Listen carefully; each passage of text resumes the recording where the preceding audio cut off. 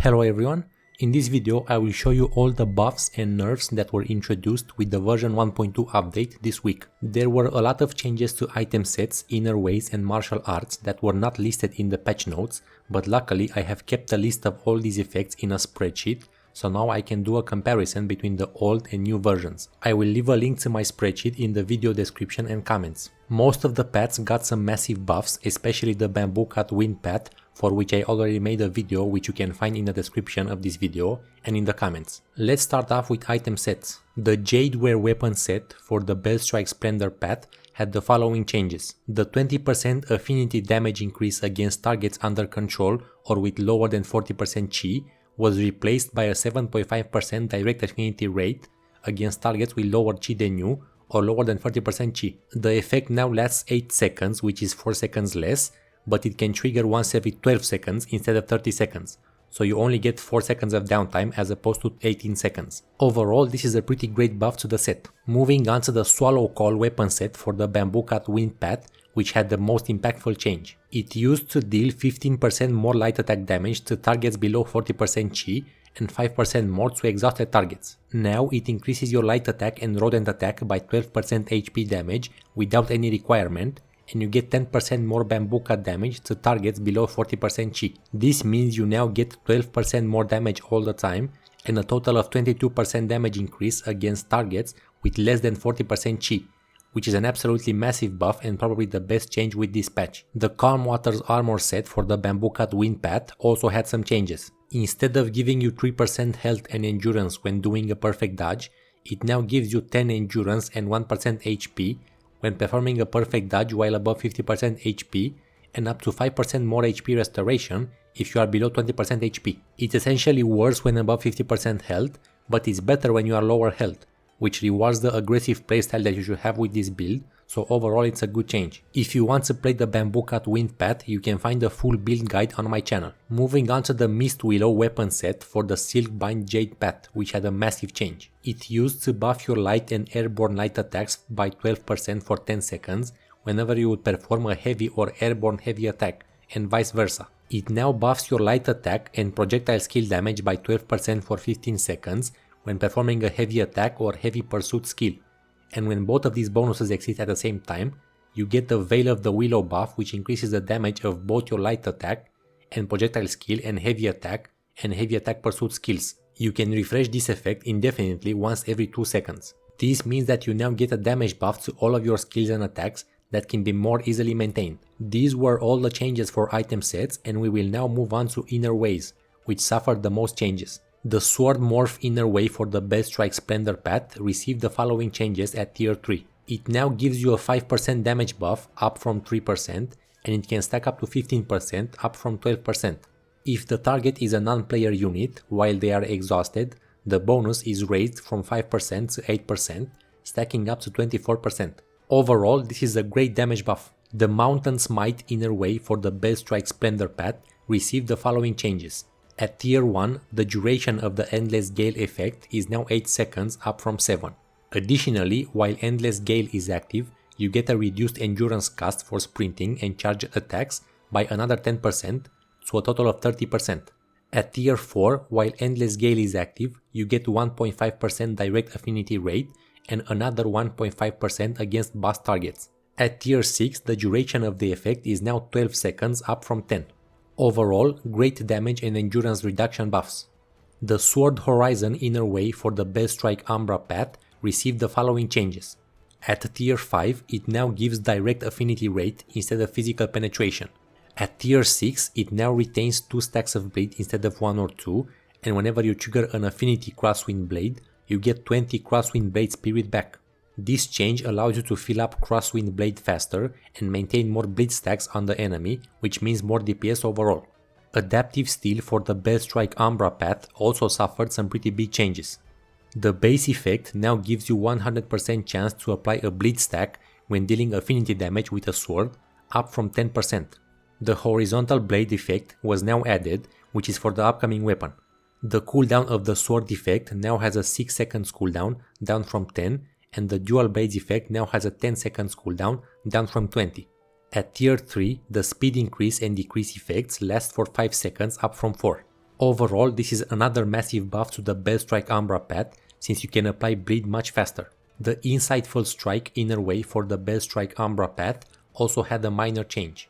At tier 2, instead of giving you max HP, it now gives you Bellstrike attack.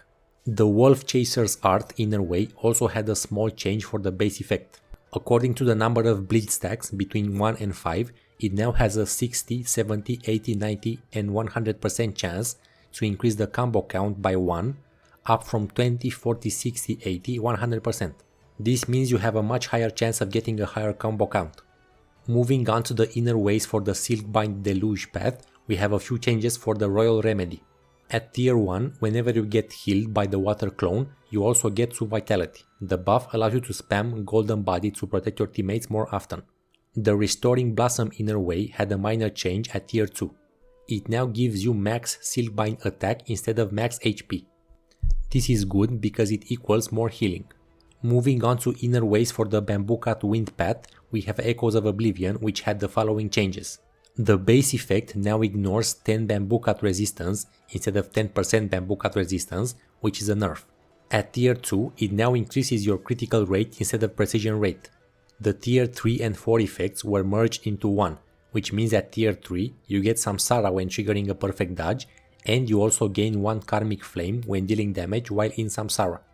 At tier 4 we have a new effect which resets the cooldown of your Adel Mind skill when you deal 6 instances of damage to a target within 2 seconds. This effect can occur once every 10 seconds. At tier 6 you get 10% more HP damage when Samsara is active. Overall, this is a massive damage buff and increased uptime for the Flamelash skill. The Breaking Point inner way had the following change at tier 2. You now get precision rate instead of critical rate. The Vendetta inner way had the following changes. At tier 4, you now get 50% token of gratitude recovery rate. The duration of the Rodent Rampage and Charge Stance skills, Summon Rats, is increased to 15 seconds, up from 10. When you have 2 tokens of gratitude and you consume them to summon a rat, the duration is now 20 seconds. At tier 6, the damage of the rats is decreased from 50% to 30%. Overall, a duration buff to the rats and a damage nerf, so it balances out, but it means you won't have to switch to Rope Dart so often, which is great. Moving on to the Stonesplit Might path, we have the Exquisite Scenery inner way, which had some massive buffs. The base effect now triggers a 3rd stage heavy attack charge skill, up from a 1st stage attack, and it can chain into a heavy attack charge follow-up. It no longer restores 1 bar of battle wheel, but this is a massive damage buff. At tier 2, you now get critical rate instead of max HP. At tier 3, you now get a refund of all the battle wheel consumed by your charged varied combos. Overall, this is a massive buff to the damage of your Thundercry blade. The Rock Solid inner way had the following changes. At tier 2, you now get max HP instead of Stonesplit attack. At tier 6, you now recover HP when hitting a target while having the damage reduction effect active up to 2% per bar of battle wheel. Moving on to inner ways for the Silkbind Jade path, we have Blossom Barrage with the following changes. At tier 3, you now also get an extended duration of the chain hit effect of Spring Sorrow up to 15 seconds. At tier 4, when your Charge Light attack hits a non-player unit with a combo effect, every 3 hits will deal scatter damage to non-player units in a certain area, spreading up to 5 targets with a single attack. Moving on to Thunderous Bloom inner way, we have the following changes. The base effect now reads like this. Moving a distance exceeding 15 meters within 3 seconds grants you 3 stacks of Spring Thunder. Each time you use a heavy or aerial heavy attack, a light or charge light attack to deal damage, consume 1 stack of Spring Thunder to increase HP damage of that instance and the next 1 second for that damage type by 15%. Cannot stack. Gaining Spring Thunder from movement can only trigger once every 15 seconds. Spring Thunder can be retained for up to 12 seconds. At tier 4, you now get 5 stacks of Spring Thunder.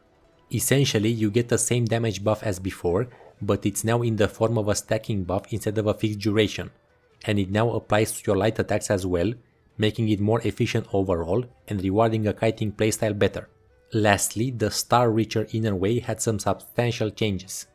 The base effect now gives you 5% physical attack for 8 seconds when applying Lingering Bone, increasing to 10% when knocking the target airborne.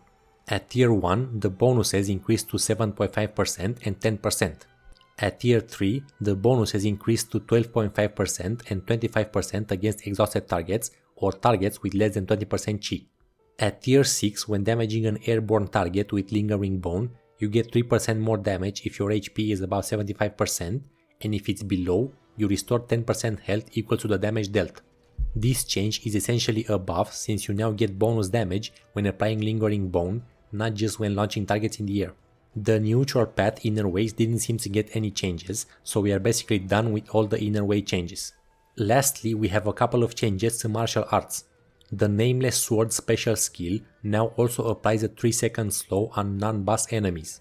The Nameless Spear Changkun's Lock martial arts skill now has a bonus effect which makes it uninterruptible by deflection in arena modes. The Panacea Fan's special skill now has a bonus effect which gives you 30% more healing in arena modes.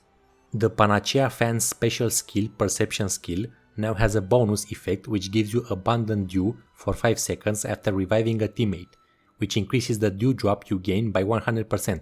The Soul Shade Umbrella martial arts skill now gives you and your allies 20% increased damage, up from 15, for 12 seconds up from 8, which is an absolutely massive buff.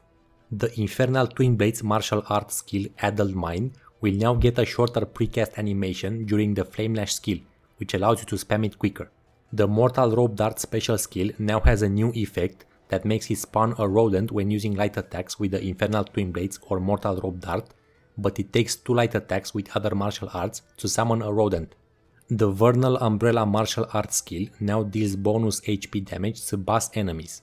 The Vernal Umbrella special skill now has a bonus effect when attacking airborne targets or targets affected by Lingering Bone, which consumes an additional 10 to 15 blossoms to fire enhanced projectiles that deal an additional 100% or 200% bonus damage and extend the target's airborne and Lingering Bone duration. The Inkwell Fan martial arts skill now gives you the Jailbreak and Wind Rider buffs when used. Jailbreak increases your projectile damage by 30% and 10% more damage against bosses for 15 seconds. Wind Rider enhances your next pursuit skill for 3 seconds. The Inkwell Fan special skill now has an additional effect which makes you apply Lingering Bone to non-player targets. Hitting an enemy that is airborne or has Lingering Bone grants you Wind Rider. Overall, these are massive buffs for the Silkbind Jade path in PvE. The Stormbreaker Spear martial arts skill now gives you 2 bars of Battle Wheel and Drumbeat. This skill can now also break the enemy's defense in arena mode. And that concludes the list of all changes that came with version 1.2, or at least the important ones. Overall, I would say that the Bamboocut Wind path and the Silkbind Jade path have received the best buffs out of all the paths, so now these two are much stronger. If I missed anything, let me know down in the comments. If you found this video helpful and would like to see more content like this, consider liking the video and subscribing to the channel. Thanks for watching and I'll see you in the next one.